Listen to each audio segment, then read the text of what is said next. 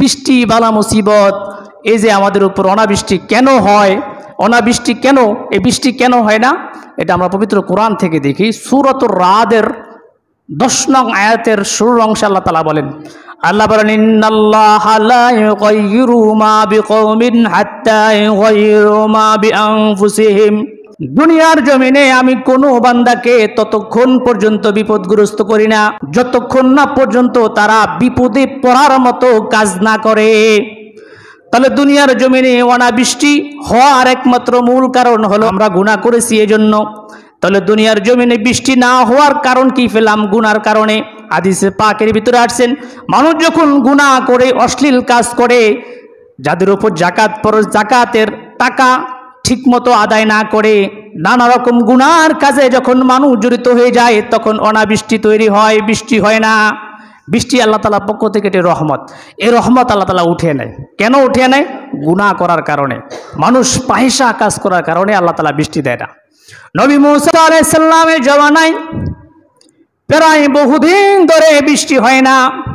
তৎকালীন সময়ে মানুষেরা নবী মুসা আলাইহিস সালামকে একজন সত্যবাদী মানুষ হিসাবে চিনতেন, যেহেতু তিনি নবী।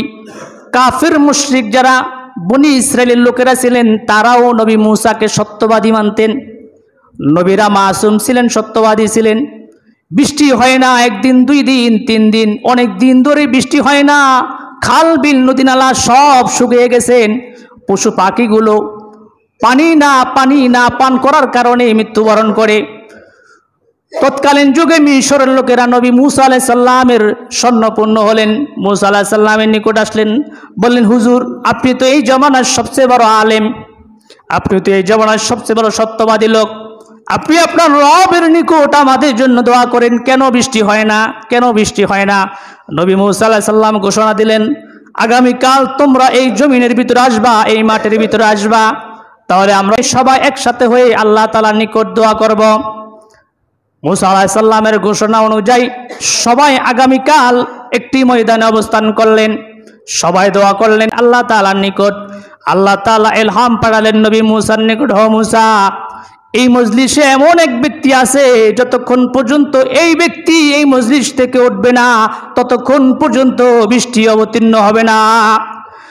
সেই ব্যক্তিকে নবী মুসা আলাইহিস সালামকে আল্লাহ জানিয়ে দিলেন, ও মুসা, এই মজলিসে এমন এক ব্যক্তি আছে, এমন গুনার সাথে জড়িত, সে যতক্ষণ পর্যন্ত এই মজলিস থেকে উঠবে না ততক্ষণ পর্যন্ত এখানে বৃষ্টি হবে না।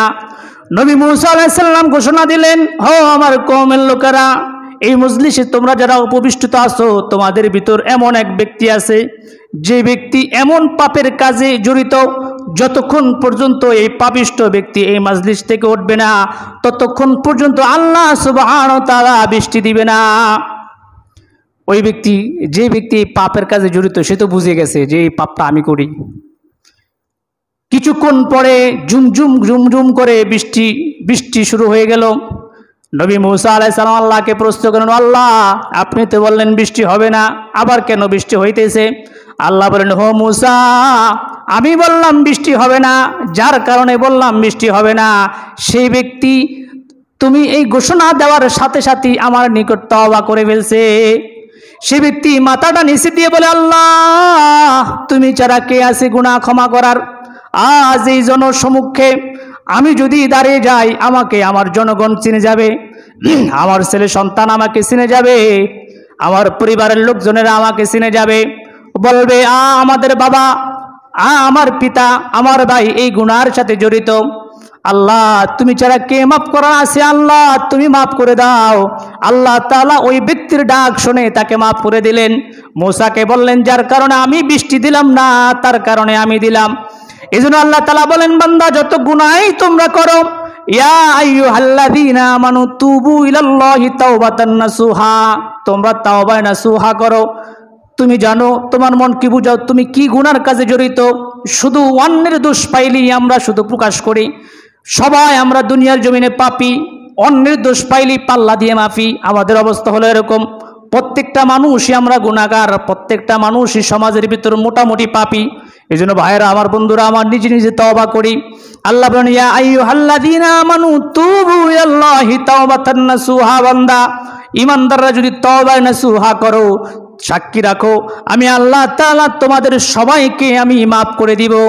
কেমন মাফ করে দিব? সদ্য নবজাত ভূমিষ্ঠ শিশুর ন্যায় আমি তোমাদেরকে মাফ করে দিব যদি তওবা নাসুহা করো। এই জন্য তওবা নাসুহা করতে রাজি আছি তো ইনশাল্লাহ।